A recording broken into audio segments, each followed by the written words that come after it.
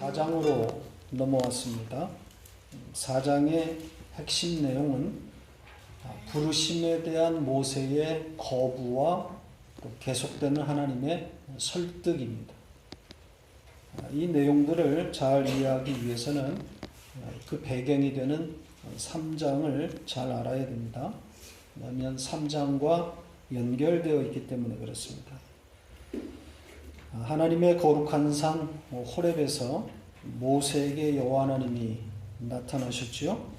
떨기나무 불꽃 가운데서 여호와의 사자가 등장합니다. 그 여호와의 사자는 예수 그리스도입니다. 그 여호와가 모세를 부르시고 신을 벗으라 하십니다.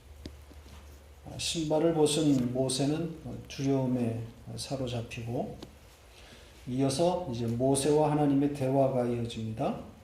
왜 하나님께서 모세를 부르셨는지 말씀하시지요.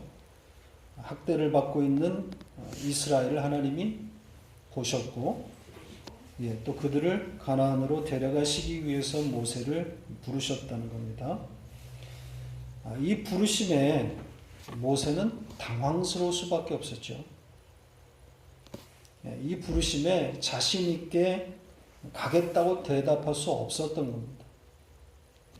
그랬더니 하나님께서 반드시 너와 함께 할 것이다. 이렇게 약속을 주시죠. 그럼에도 불구하고 모세는 선뜻 가겠다고 응답하지 못하고 하나님의 이름을 묻습니다. 하나님의 이름을 물은 것은 부르심에 순종하겠다는 것이 아니라 갈 수 없음을 내포하고 있었던 거죠. 애굽 왕의 그 앞에 서는 것도 엄청난 일이지만 우선은 자기를 거부했던 이스라엘 동족 앞에 서는 것부터가 자신이 없었던 겁니다. 그래서 하나님의 이름을 물었던 거죠. 이에 하나님은 그가 말해야 할 모든 것들을 아주 상세하게 일러주셨습니다. 이스라엘 백성에게는 어떻게 말하고 또 애굽 왕에게는 어떻게 말해야 되는지 자세하게 일러주셨습니다.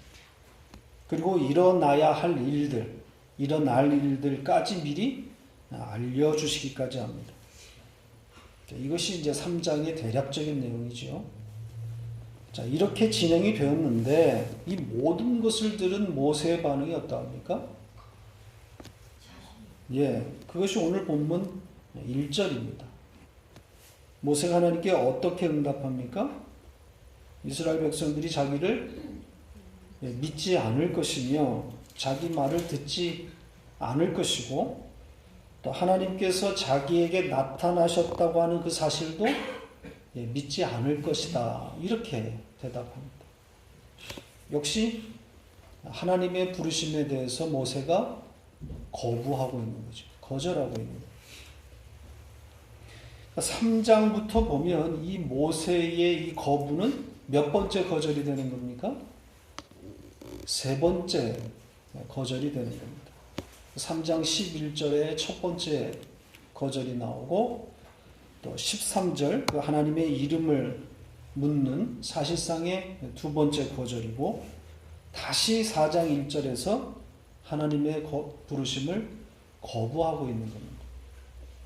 그러니까 세 번째 거절이 되는 거죠. 세 번 거절하는 셈입니다. 그러니까 완전한 거절인 거죠.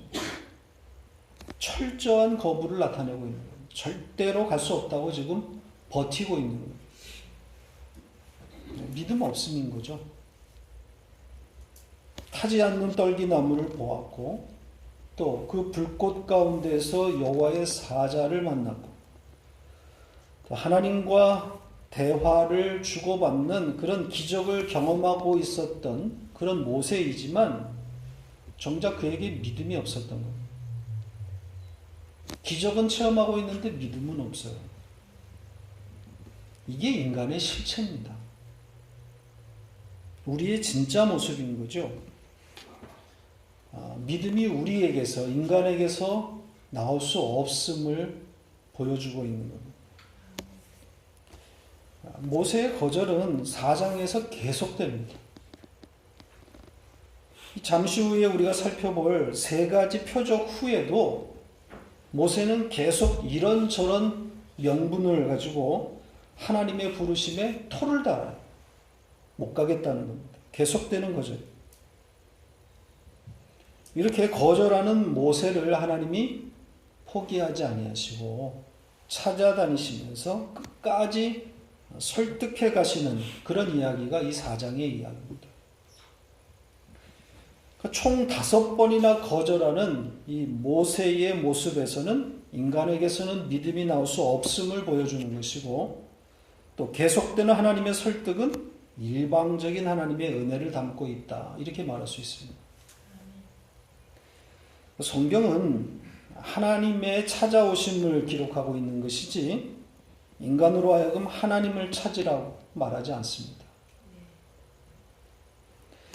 성경은 하나님께서 하신 일이 무엇인지를 기록하고 있는 책이지 우리에게 무엇을 하라고 요구하는 책이 아닌 거죠. 그러니까 하나님께서 하신 일이 무엇인지를 알고 그 일을 하신 하나님을 어떻게 하라는 거예요? 네, 찬송하는 겁니다. 신앙생활은 찬송입니다. 하나님을 찬송하는 자로 만들기 위해서 이 땅에 보내신 거죠. 네. 이사야서 43장 21절 같이 읽겠습니다. 이 백성은 내가 나를 위하여 지었나니 나를 찬송하게 하려 함이니라. 노래를 부르라는 이야기가 아닙니다. 찬송은 노래가 아닙니다. 찬송은 하나님께서 하신 일을 높이는 모든 형식과 형태를 말하는 거예요. 결국 모든 것은 하나님께서 하셨다는 그 고백을 받으시기 위함인 거죠. 하나님이 다 하시는 거구나. 그렇게 하나님을 찬송하는 자로 완성되면 우리는 이 세상을 떠나서 본향으로 돌아가는 겁니다. 자, 이렇게 완벽하게 하나님의 부르심을 거절한 모세를 하나님께서 어떻게 설득해 가시는지를 차례대로 살펴보겠습니다. 하나님께서 모세에게 세 가지의 기적을 보여주십니다. 모세가 세 번째 거절을 하자 하나님은 세 번의 기적으로 대응하십니다. 이 세 번이 담고 있는 의미는, 3이 담고 있는 의미는 완전함이죠. 그러니까 모세의 믿음 없음과 또 그에 따른 하나님의 완전한 설득을 상징적으로 담고 있는 겁니다. 첫 번째 보여주신 이적이 뭡니까? 네, 모세가 지닌 지팡이가 뱀으로 변하는 그런 내용이지요. 모세의 손에 있던 지팡이를 던졌더니 그 지팡이가 뱀으로 변합니다. 그리고 다시 그 뱀의 꼬리를 잡자 원래 지팡이로 돌아오는 이런 기적이에요. 뱀이 상징하는 바가 뭐겠어요? 뱀은 뱀 마귀예요. 그렇죠?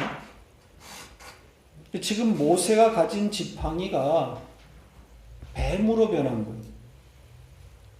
이 지팡이는 목자인 모세가 항상 지니고 다녔던 양치는 도구이자 또 80세의 노인이 여행을 하는, 산을 오르거나 내려갈 때 의지했던 지팡이입니다. 늘 가지고 있었던 거죠. 그런데 그 지팡이가 지금 뱀이 되어버리고 깜짝 놀라게 되는 거죠. 그래서 그 뱀으로 변한 지팡이 앞에서 모세가 어떻게 합니까? 피했다고 되어 있죠. 자기 지금 분신 같은 지팡이가 뱀이 되어버렸기 때문에. 우리도 뱀을 혐오하지만 유대인들, 히브리인들에게는 이 뱀은 정말 사악한, 그래서 거들떠보기도 싫은 그런 동물이란 말이죠. 무엇을 뜻하는 걸까요? 내가 의지하는 것들, 내가 손에 쥐고 있는 그것은 언제든지 뱀으로 변할 수 있다는 거죠. 내가 붙들고 의지하는 것들, 그 배후에는 항상 뱀의 존재가 도사리고 있는 겁니다.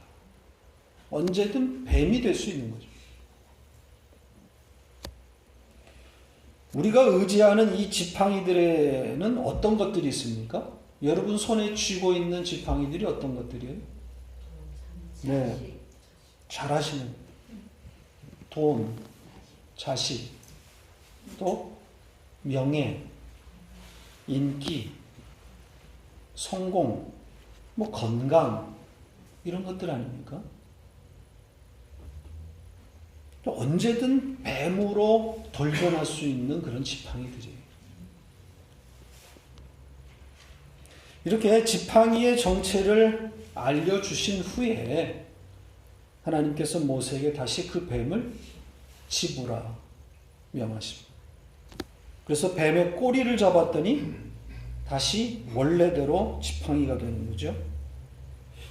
하나님이 말씀하시니까 그 뱀이 다시 지팡이로 변하는 겁니다. 자, 이것이 뜻하는 바는 말씀이 우리 안에서 하시는 일이라고 볼 수 있습니다. 말씀이 개입되어서 지팡이의 정체를 알게 되는 것이고, 그리고 그 지팡이의 정체를 알게 되면 더 이상 그 지팡이를 의지하는 것이 아니라 그 지팡이의 정체를 알게 하신, 또 그렇게 끌어가시는 말씀을 의지하는 자가 되는 거죠. 이 두 번째 보여주시는 이적도 같은 의미를 담고 있습니다. 이번에는 모세에게 어떻게 하라고 그러죠? 손을 품에 넣으라고 하십니다. 그랬더니 모세의 손에 나병, 문둥병인 거죠. 한센병이 걸리는 거예요. 그래서 눈같이 하얗게 피어납니다. 그리고 다시 품에 넣었더니 원래의 살로 회복이 되었다고 그러죠. 여기에 이 나병, 문둥병이 담고 있는 상징이 뭐겠어요? 문둥병은 뭡니까? 네, 부정함이에요. 그래서 문둥병 환자는 성중에 거할 수 없었던 거죠. 성 바깥에 거하게 합니다.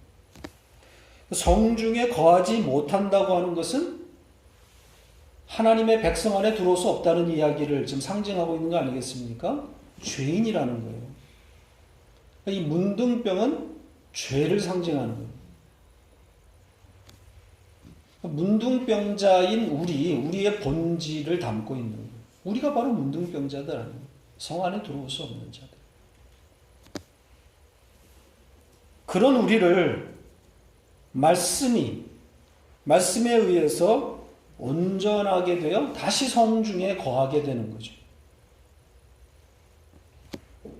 그러니까 문둥병이 걸린 손을 말씀에 의해서 다시 품에 넣었더니 온전하게 되었다라고 하는 이 그림은 바로 우리에게 일어난 새 창조의 의미를 담고 있는. 네. 첫 번째 이적과 두 번째 이적은 정확하게 같은 그림이에요. 자, 그리고 세 번째 이적은 물이 피로 변하는 내용입니다. 나일강의 물을 떠다가 땅에 부어서 피가 되는 그런 기적이에요. 나일의 물은 애굽을 말하는 것이니까 애굽은 뭘 상징합니까? 예, 세상을 말하는 거죠. 세상을 상징하는 나일강의 물이 피로 변하는, 세상의 정체를 드러내는, 이게 세상입니다. 여기에서의 피는 뭐겠어요? 이건 죽음입니다. 사망인 거죠. 세상은 생명 없음인 겁니다. 자, 이 세 가지 이적을 경험한 모세 어떻게 반응합니까? 이번에는 자기의 말 못함을 명분으로 내세워서 하나님의 부르심을 거절합니다. 입이 뻣뻣하고 혀가 둔하다 이렇게 말하죠. 모세는 원래 이런 사람이 아닙니다. 모세는 애굽의 학문에 능통했고 왕이 되기 위한 수업도 받았던 실력자입니다. 원래 말 잘하는 사람이에요. 사도행전 7장 22절을 보십시다. 같이 읽겠습니다. 모세가 애굽 사람의 모든 지혜를 배워 그의 말과 하는 일들이 능하더라. 그렇죠? 말에 능한 사람이에요. 말 잘하는 사람입니다. 그러니까 왕자가 받는 수업에는 당연히 뭐도 들어가 있습니까? 웅변술도 들어가 있는 거죠. 대화법, 대화술. 이게 다 고대 학문에 있는 것들이란 말이죠. 자, 그런데 모세가 왜 하나님께는 자기가 말 못하는 자라고 하고 있는 걸까요? 몰라요? 물론 핑계라고 할 수도 있지만 그것보다는 40년의 광야 생활을 통해서 말 못하는 자가 되었다 이렇게 보는 것이 맞을 것 같아요. 40년 동안 말할 기회가 없었던 거죠. 입을 닫고 산 겁니다. 완전히 일상에서 빠져나와서 그냥 광야에 묻혀 있었던 거예요. 더구나 하나님 앞에 서게 된 모세는 자신의 한없이 약하고 무능함을 보았기 때문에 이런 고백을 하게 되는 거예요. 광야 40년의 시간이 모세를 이 자리로 끌어내린 겁니다. 자신만만했던 모세가 이제는 완전히 풀이 꺾인 거죠. 아무것도 못하는. 이 40년의 광야 생활을 통해서 아무것도 할 수 없는 철저하게 무능한 자임을 보게 된 겁니다. 말씀이 이끄는 자리라고 할 수 있습니다. 하나님이 당신의 백성들을 항상 이 자리로 끌어가셔요. 반복되는 일입니다. 이렇게 말씀이 들리면 성령께서 교회에게 하시는 이 말씀이 들리면 성도는 반드시 이 자리로 내려가게 되어 있어요. 나는 안 되는 거예요. 나는 할 수 없고. 내게는 선한 것이 하나도 없음을 알게 되는 것이고 그래서 자기 존재를 부정하게 되는 그런 고백을 하게 되는 거죠. 나는 아무것도 아니고 nothing. 존재도 아님을 고백하게 되는 거예요. 자, 이사야 선지자가 하나님을 뵙고 어떻게 고백했습니까? 자신이 망했다 그러죠? 망하게 돼요. 죽었다는 이야기입니다. 이사야서 6장 5절입니다. 같이 읽겠습니다. 그때 내가 말하되 화로다 나여 망하게 되었도다. 나는 입술이 부정한 사람이요 나는 입술이 부정한 백성 중에 거주하면서 만군의 여호와이신 왕을 배웠음이로다 하였더라. 하나님을 만난 이사야가 황홀함에 빠지는 것이 아니라 자기가 죽어야 할 자임을 알고 벌벌 떨고 있는 것. 선지자가 뭘 이렇게 대단한 범죄를 지었겠어요? 그럼에도 왜 이렇게 떨고 있는 거죠? 자신도 몰랐던 자기의 정체가 드러났기 때문입니다. 보이게 된 거죠. 알게 된 거예요. 잘 보이지 않았던 자아가 송두리째 옷을 벗었기 때문에 이게 나오고 뼛속까지 죄인임을 알게 되는 거예요.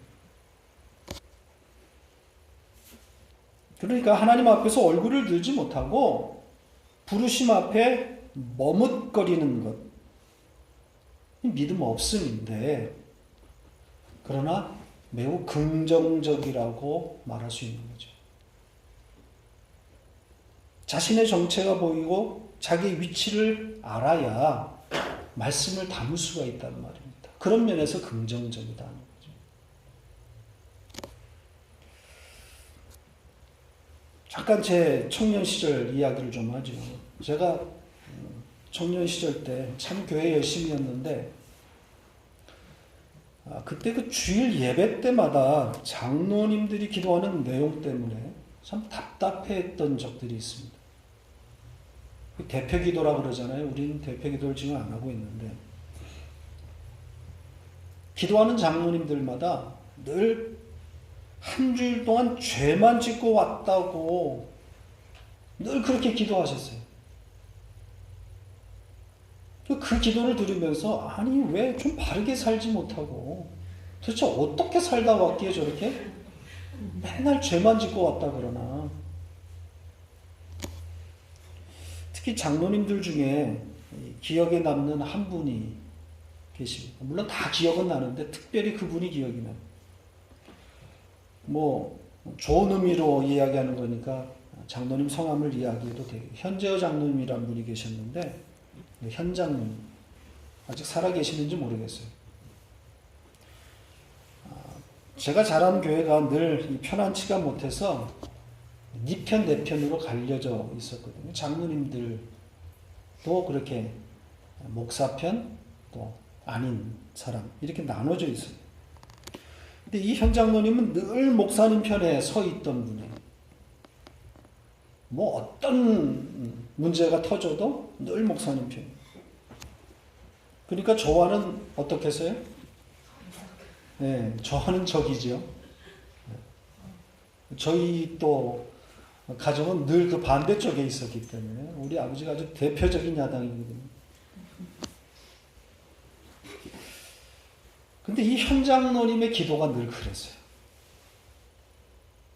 늘 하여튼 죄만 짓고 온 우리의 모습들.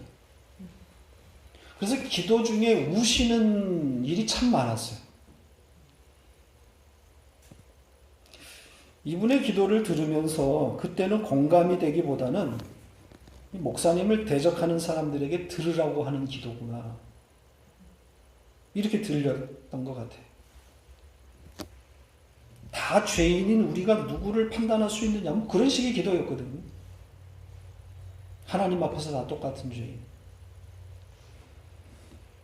지금 생각해 보면 그분의 성품이나 교회 생활을 이렇게 참고해 볼 때 그분이 이 복음의 핵심을 알고 있었던 것이 아닐까, 그런 생각이 듭니다.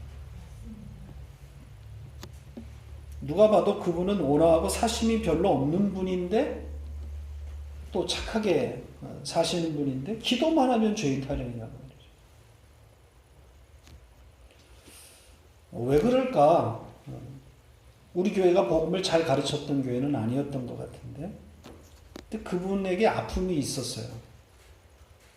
수라에 4남매를 두었는데 큰아들이 장애인이었어요. 아마도 그 형, 저보다 위에, 나이가 위인 그 밑에 아이들은 어렸는데 아마 장로님보다 먼저 죽지 않았을까, 그렇게 추측이 되는데, 바로 이 육체의 가시 때문에 복음에 접근한 것이 아닌가, 그런 생각이 들어요. 지금이야 장애인이 가정에 있다는 것이 큰 허물이 아니지만 40, 50년 상황은 그렇지 않았어요.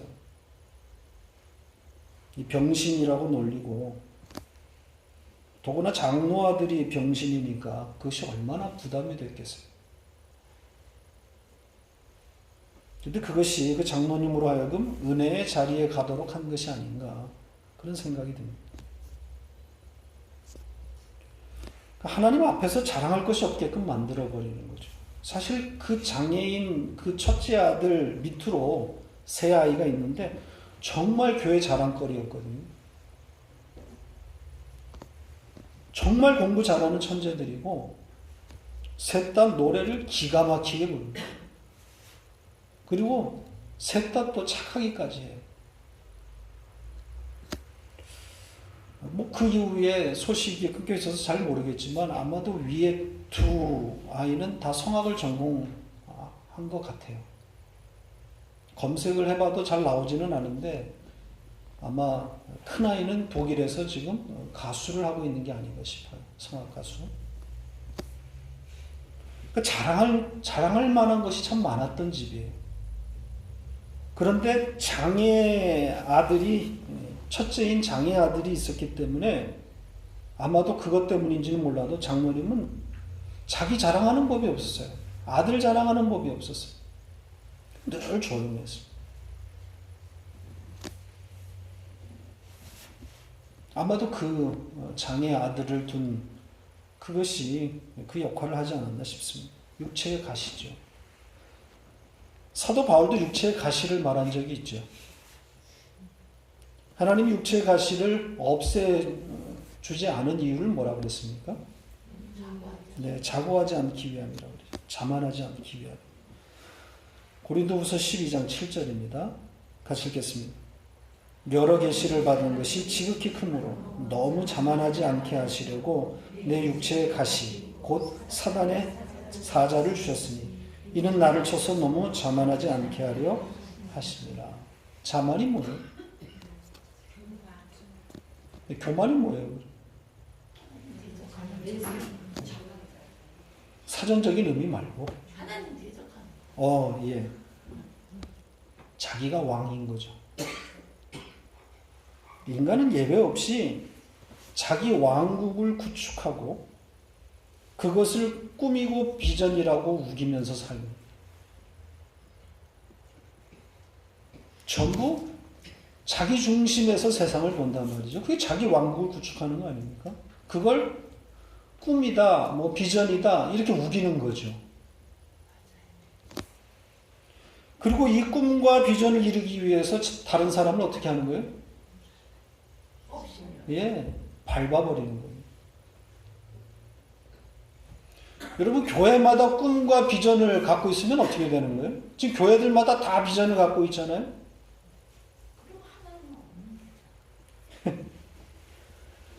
교회가 비전을 가지면 다른 교회를 밟아야 된단 말이죠. 우리가 목표로 세운 그거를 이루기 위해서는 다른 교회가 안 돼야 된단 말이죠. 그렇지 않습니까? 그러면서 그걸 우긴단 말이죠. 이거는 꿈이고 비전이다.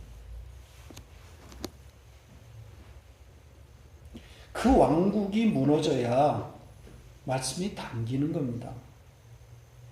내가 건설하려고 하는 그 왕국, 그 아방궁이 쓸려 내려가야 말씀이 담기게 되는 거예요. 내 자존심과 체면이 통째로 날아가는 일이 생겨야 복음에 접근한단 말입니다. 그게 육체의 가시인 거죠. 은혜의 도구인 겁니다. 나의 첫자리, 나의 죄인됨을 생각나게 해주는 장치들이에요. 그러니까 하나님의 백성들에게는 반드시 있어야 되는 거죠. 자고하지 못하도록, 자신을 자랑하지 못하도록, 자기의 왕국을 건설하지 못하도록 땅바닥으로 떨어뜨리는 하나님의 장치가 있는 겁니다. 자랑할 만한 것이 없도록 만들어 가시는, 예수 외에는 자랑할 수 없도록 만들어 가시는 보조 장치들입니다. 우리로서는 정말 벗어나고픈 골칫거리들인 거죠. 이것만 없으면 좀 살 것 같은데. 그런데 거의 죽을 때까지 함께 갑니다. 젖은 낙엽이죠. 쫙 달라붙어요. 운명처럼, 찰거머리처럼 딱 달라붙어서 나를 괴롭힙니다. 정말 이것 때문에 체면국이고 쪽팔린단 말이죠. 이것만 내 생애에서 빠져주면, 하나님 이것만 나에게서 좀 떨어뜨려 주시면 좀 내 인생이 살 것 같은데. 그런 것들이 있어요. 잘 생각해 보세요. 왜 그것이 내 삶에 끼어 들어와 있는지, 그리고 왜 여기서 벗어날 수 없는지 조금만 생각해 보세요. 왜 하나님이 이거를 떼주지 않는지. 그것이 은혜인 거죠. 예수를 받아먹게 하시는 좋은 가시인 것. 우리가 일부러 그 쪽팔리는 육체의 가시를 자랑할 것까지는 없지만 그렇다고 그것을 숨기려고 할 필요도 없어요. 그 얼굴 팔리는 내 가정사가 알려졌다고 해서 화도 낼 필요가 없어요. 어떻게 하다 보면 알려질 수 있습니다. 일부러 알릴 일도 아니지만 그렇다고 알려졌다고 해서 화낼 일도 아닙니다. 하나님이 걸어놓으신 장치란 말이에요. 너무 가리고 있으면 너무 꽁꽁 그거를 덮고 있으면 하나님이 드러낼 수도 있어요. 드러내놓고 망신시킬 수가 있어요. 세상에서 매장시켜서라도 자신의 죄인됨을 알아야 되는 것이라면 하나님 그렇게 하실 수 있는 거죠. 우리 주변에서 이런 일들은 종종 일어나. 존경받고 영향력 있던 교회 지도자들이 어느 날 갑자기 사회적, 도덕적으로 파렴치범이 되어서 폭로되는 일들이 있단 말이죠. 얼굴을 들지 못하도록 만드신단 말이에요. 그렇게 해서라도 예수를 받아먹게 하시는.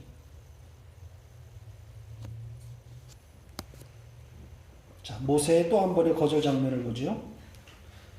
한없이 작아진 모세가 이 말 못함을 명분으로 부르심을 거부하자 하나님께서는 뭐라고 하시나요? 하나님은 어떻게 설득하십니까? 말하는 입과 듣는 귀 그리고 보는 눈을 만든 창조주가 누구냐? 반문하십니다. 그 창조주 하나님께서 모세의 입에다가 할 말을 넣어주시겠다 이렇게 말씀하죠. 자, 그런데 모세의 태도는 바뀌지가 않아요. 이렇게까지 하나님이 말씀하시는데 모세는 여전히 버팁니다. 그의 대답이 뭡니까? 보낼 만한 자를 보내소서. 자, 우리 입장에서 이 대답을 들으면 속이 터지는 거죠. 여전히 자신 없습니다. 왜 그렇습니까? 계속해서 지금 자신이 보여지고 있기 때문에 그러고 말씀하시는 하나님을 보지 못하고 있어요. 아니 볼 수가 없는 겁니다. 보이지 않는 겁니다. 이걸 믿음 없음이라고 그래요. 말씀이 믿어지지 않는 거예요. 말씀이 들리지가 않는 거예요. 그래서 고개를 들 수가 없어요. 하나님을 바라보지 못하고 있는 거예요. 이렇게 인간에게는 믿음이라고 하는 것이 나올 수가 없어요. 우리는 3장에서 모세의 믿음이라고 할 수 있는, 볼 수 있는 그런 장면이 있었죠. 신을 벗으라 했을 때 그 말씀을 듣고 신을 벗자 갑자기 두려움에 사로잡히죠. 그리고 얼굴을 가렸다고 되어 있어요. 하나님을 감히 보지 못하고 얼굴을 가리는, 그래서 믿음이 들어온 그런 모습을 우리가 확인한 적이 있어요. 그런데 잠깐이란 말이죠. 그러니까 믿음은 우리가 소유할 수 있는 게 아니에요. 우리에게서 나오는 것들이 아니기 때문에. 하나님을 신뢰하는 듯 하다가 다시 제자리로 간단 말입니다. 이게 인간의 믿음이에요. 결국 믿음 없음인 거죠. 그러니까 하나님께서 믿음을 넣어주셔야만 우리는 믿을 수 있는 거예요. 그래서 하나님의 믿음이다 이런 표현을 우리가 쓰는 것이고, 하나님의 설득, 하나님의 설복 이런 표현들을 쓰는 겁니다. 신앙생활은 하나님의 설복이다.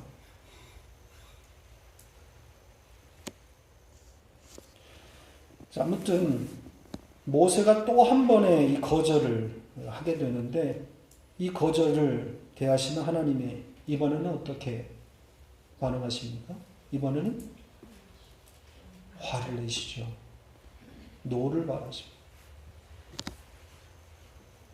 자, 이 화내심은 모세에 대한 것이다라기보다는 모세에게 하나님이 화를 내셨다.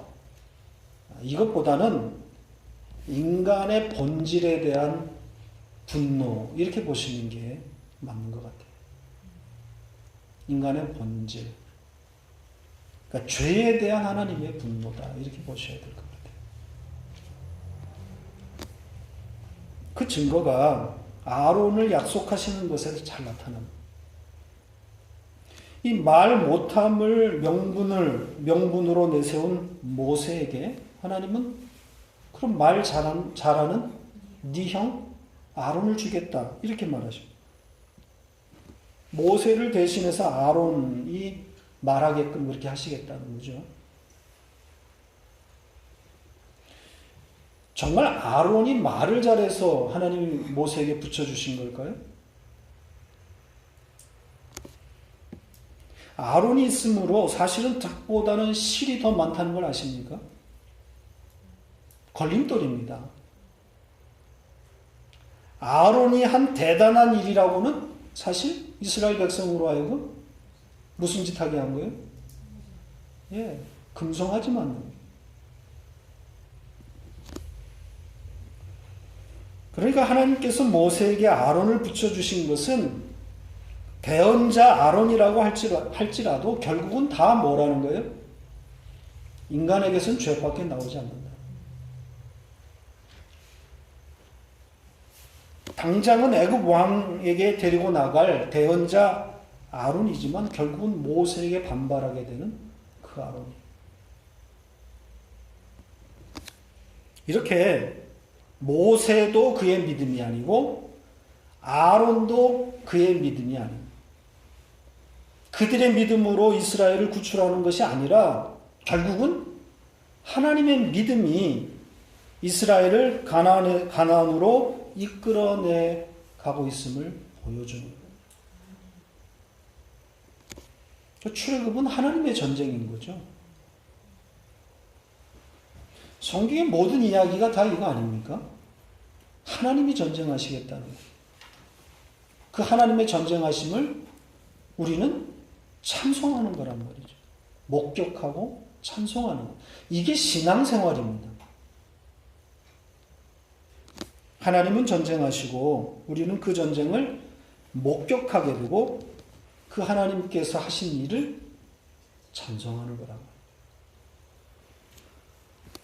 그러니까 싸움 따기 되려고 하지 말고 우리가 하나님을 대신해서 자꾸만 싸우려고 하는 무조건 열심히 내고 전진하자 이게 아니라 잠자코 하나님께서 하신 일을 보고 찬송하는 자가 되어야 되는 거예요. 찬송하는 자.